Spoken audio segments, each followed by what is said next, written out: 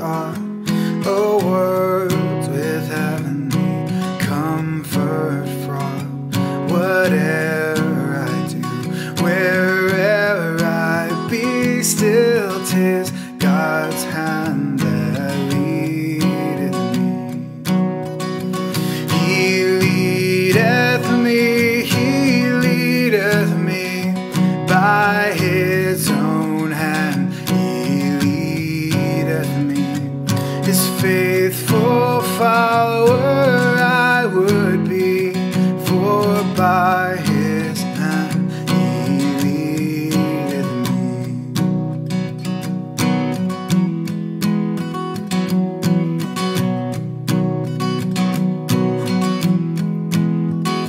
Sometimes mid-seas of deepest gloom, sometimes where Eden's bowers bloom, by water still or troubled sea still. 'Tis God's hand that leadeth me.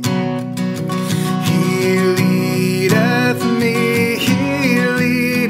me by His own hand. He leadeth me, His faithful follower I would be, for by His hand He leadeth me.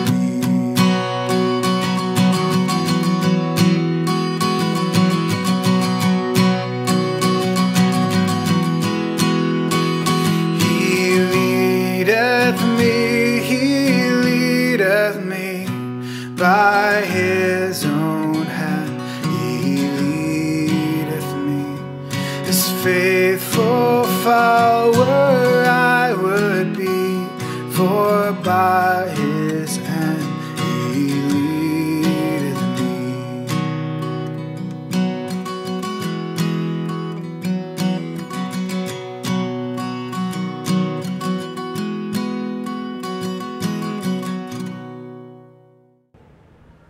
Good morning po muli sa inyong lahat at lulugod kami na makasama muli namin kayo sa aming prayer covenant dito sa St. Paul United Methodist Church.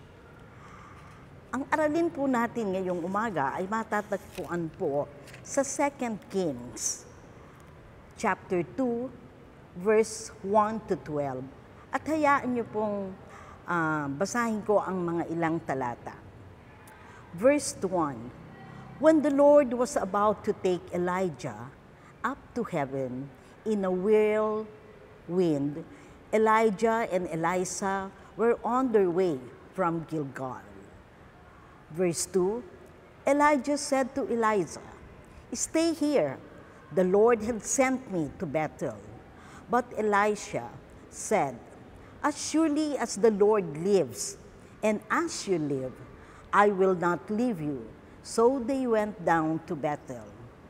Verse 3, the company of the prophets at Bethel came out to Elisha and asked, do you know that the Lord is going to take your master from you? Yes, I know, Elisha replied, but do not speak of it. Verse 8, Elijah took his cloak, roll it up, and strike the water with it. And the water divided to right and to left, and the two of them crossed over on a dry ground. Verse 9, when they had crossed, Elijah said to Elisha, tell me, what can I do for you before I am taken from you? Let me inherit a double portion of your spirit, Elisha replied. Verse 10, you have asked a difficult thing, Elijah said. Yet, if you see me when I am taken from you, it will be yours. Otherwise, not. Ito po ang salita ng Diyos na ating pag-aaralan ngayon. Tayo po'y manalangin. Aming Diyos na makapangyarihan sa lahat, muli, pinasasalamatan kami namin sa buong magdabag na kami ay iyong sinamahan sa aming pagtulog. Salamat, Panginoon, sa panibagong kalakasan na taglay namin ngayon at sa panibagong buhay na punong-puno, Panginoon, ng pag-asa. Lord, maraming salamat. Dinadalangin namin, Panginoon, na samahan mo kami sa aming pagbubulay-bulay ng iyong mga salita. Lord, buksan mo mga puso namin, ihanda mo, Panginoon, upang ito ay tumimo at magamit namin sa aming pang-araw-araw na buhay. Ang lahat na ito'y dinadalangin namin sa matamis na pangalan ni Jesus. Amen. Itong scripture na binasa natin ngayon ay isa ring aralin kahapon. Same chapter and same verses po. Kaya inaanyayahan ko kayo na basahin nyo rin muli ang ating mga talatang pag-aaralan.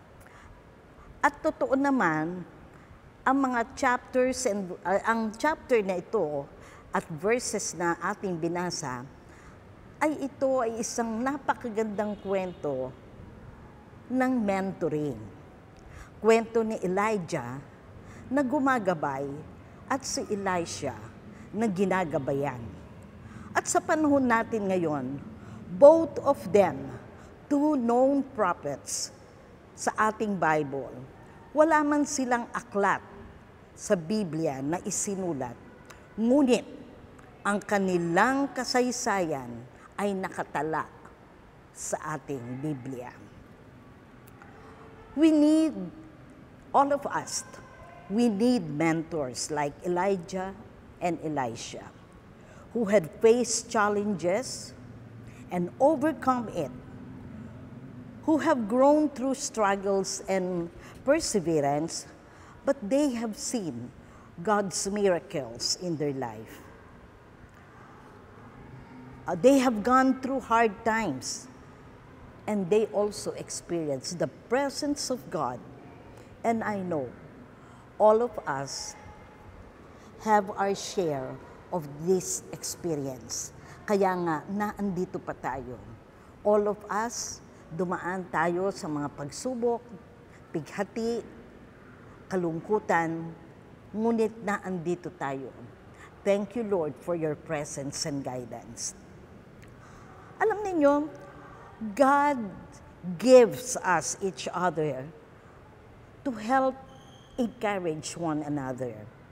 And He provides one another with companionship to share ideas, wisdom, and even humors. May kasabihan nga na, no man is an island, at meron ding kanta na walang sino man ang nabubuhay para sa sarili lamang. We have to interact. And God never intended us to figure things out all alone by ourselves. Sa Bible nga, doon sa ating Bible makikita natin, just as He gave Ruth to Noemi, Mary to Elizabeth, Aaron to Moses. At kahit na ang ating Panginoon, He Himself has a core, at ito nga lagi niyang kasama si Peter, John, and James.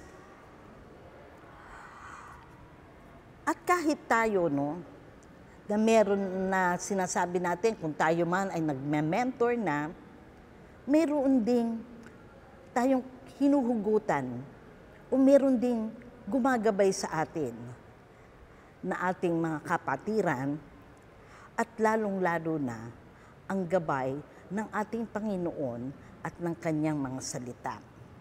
Alam niyo, I want to share one experience, na talagang kailangan natin na hindi tayo sasabihin natin na kakayanin natin ang lahat ng problema na tayo lamang.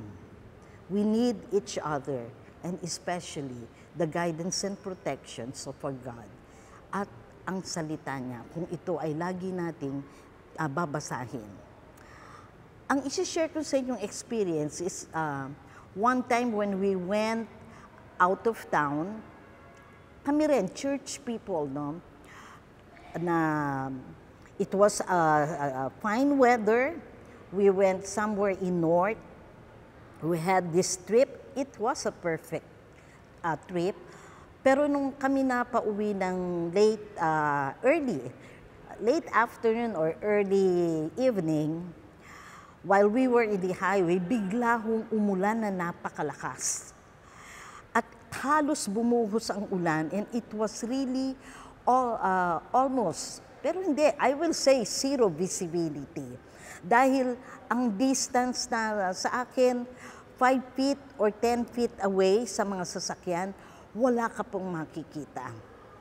And hindi kami makakahinto sa aming pagta-travel dahil we were on the highway.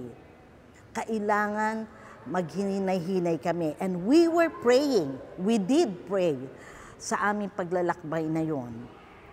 At doon sa aming paglalakbay na yon, ay kami ay sinusubaybayan lang. Hindi kami makapag-stop ng dahil sa likod namin, hindi namin alam kung bigla kaming stop, somebody at the back or a car at the back will hit us also. Zero visibility at agad-agad hindi nga kami makahinto. But we prayed that time. At kahit na sabi ko, yung aming headlight, naka-full siyang ganyan, wala kaming makita. But we prayed, at ito nga ang naging gabay namin, at ang tail light ng sasakyan na nasa unahan namin, na we know also did pray, at sinusundan namin ang sasakyan na yon. At alam din namin sila, ganun din ang kanilang nararanasan ng panahon na yon. Dito ipinakikita lamang na sa ating paglalakbay, biglang may darating na ganyan mga buhay. At kahit akala namin, kaya na namin yung travel, dahil pauwi na kami, sabi nga namin, dati nung kami papunta pa lang, convoy kami. Pero when we were going back, at alam na namin ang aming uuwian, talagang nagkanya-kanya na kami ng aming pag-uwi. Dahil alam namin kung saan kami uuwi, ang sasakyan namin, sa bahay kami pupunta, yung destination namin. Dito makikita natin na talagang kahit alam mo, kahit sigurado ka sa buhay mo, at alam mo na lahat, but still, may epekto pa rin ang iba na nandoon sa kapaligiran mo sa'yo. Ito pa rin, it will touch your life. It will guide you. Ano man ang role natin sa buhay, estudyante ka man, or you are an employee or a boss in a company, asawa, magulang, anak, we can serve as a guiding tail light of those coming after us. Yung mga sumusunod sa atin, pwede nating gabayan ang mga tao nakakakita sa atin, nakikita sa ating buhay, at yung buhay natin maaaring magsalita para i-lead ang tao katulad din ng tail light na ito na sinasabi ko. Live in fellowship with others. Live in community with others. We could be nurtured and strengthen us by their experience in life, regardless of their age or their status in life. For sometimes, God has gifted people, all of us are gifted, with particular knowledge and wisdom that may be helpful to others, that we or others might be of need of. Hindi natin alam yung ating buhay, kung tayo, maaari meron tayo, sabi natin, hindi mo alam kung anong meron ka. Pero kung aayusin natin ang buhay natin, our life will speak and maybe could touch others. We may be a mentor or not. Be still, persevere, persist, and commit your goals for God's glory. Alam ninyo, dito nakita ko yung relationship ni Elisha at saka ni Elijah. Elijah dito, hindi niya rin pinagmalaki yung kanyang nalalaman. At alam niya, siya rin ay mini-mentor or guided by God. Kaya nung sinabi ni Elisha na, let me inherit a double portion of your spirit, anong tugon ni Elijah? It is a difficult thing for me to give. But kung ako'y mawawala na, sabi niya ganon, it may be yours or otherwise not. Because it also depends on God. At dito rin nakita ko yung mini-mentor at na ang ginagabayan dito na si Elisha. 3 times to. Dahil una, sabi niya ni Elijah, stay here at Gilgal. Pero anong sabi ni Elisha? No, I will not leave you.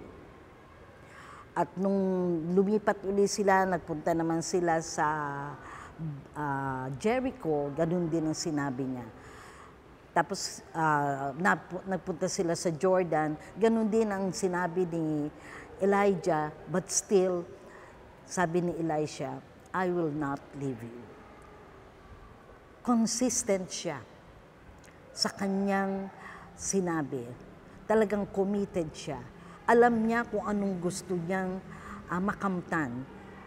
Committed siya dun sa goal niya that I will be with you and I will serve you. At kaya yung kanyang kahilingan, I want to inherit double portion of your spirit. Kaya naman, kung alam natin na tayo ay para sa Diyos, ang goal natin ay gawin ang gusto ng ating Panginoon sa ating buhay. We could be and we should be like Elisha. At yung pagme-mentor ng ating mga mentor sa atin, we could also mentor others. Kaya dito, ang kahiligan ko at ang hamon sa ating lahat, hindi tayo mananatili na tinuturuan lang. Tayo din ay tinatawag ng Panginoon. Maaaring hindi tayo magturo, magsalita, pero naando doon yung pag-guide natin. Sabi ko nga, maski sa tahanan, nang tayo pinanganak dito, sa mundong ito, wala tayong alam. At ang unang pagtuturo ay nasa tahanan natin. Kaya nga ang sabi, ang magulang, especially mothers, na silang naiiwan sa tahanan, ang siyang magiging light. Sabi nga, ilaw ng tahanan ay ang mga ina. At ang mga magulang, ang unang nagtuturo sa paglago ng mga bata. We don't have anything. It is only by our mentors na magtuturo sa atin, yung knowledge ang magpupuno sa atin, and especially yung guidance ng ating Panginoon, ng ating Diyos sa ating buhay. To God be the glory. Tayo po'y manalangin. Thank you, Lord, for your message to us. Give us wisdom, O Lord. Open our eyes, O Lord, for us to discern things that is of you, O Lord. Sorry, Panginoon, patawarin kami sa aming mga shortcomings, sa aming mga kasalanan. Salamat, Panginoon, na hindi mo kami sinusukuan.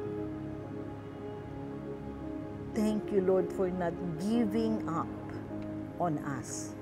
Kahit na anong kulit namin, tigas ng ulo, Panginoon, panay ang anyaya mo, Panginoon, pero naandyan ka pa rin, O Lord. At sa aming will, hinihintay mo kami na kami ang kusang lumapit sa iyo at magpagamit, Panginoon, sa iyong kaharian. Lord, touch our life so that we could be of service, O Lord, to your vineyard, O Lord. Lord, salamat sa mga tao na patuloy mong isinusugo sa aming mga buhay, tumutulong sa amin, and reminding us, O Lord, of you. Lord, thank you. Thank you sa lahat ng ito. Dahil alam namin, Panginoon, wala kami kung hindi ka namin kasama. Sa lahat ng pagpapala mo, Panginoon, maraming salamat. Salamat sa mensahe mo ngayon, Panginoon. Salamat sa mga nagtumutulong sa amin upang ang paglalakbay namin, Panginoon, dito sa mundong ito, nawa, Panginoon, hindi kami magkamali. At sa iyong pagdating muli sa mundong ito, Panginoon, matagpuan mo kami na mga anak mo na tumutugon, Panginoon, sa iyong kaharian, O Lord. Ang lahat ito'y dinadalangin namin sa matamis na pangalan ni Jesus. Amen.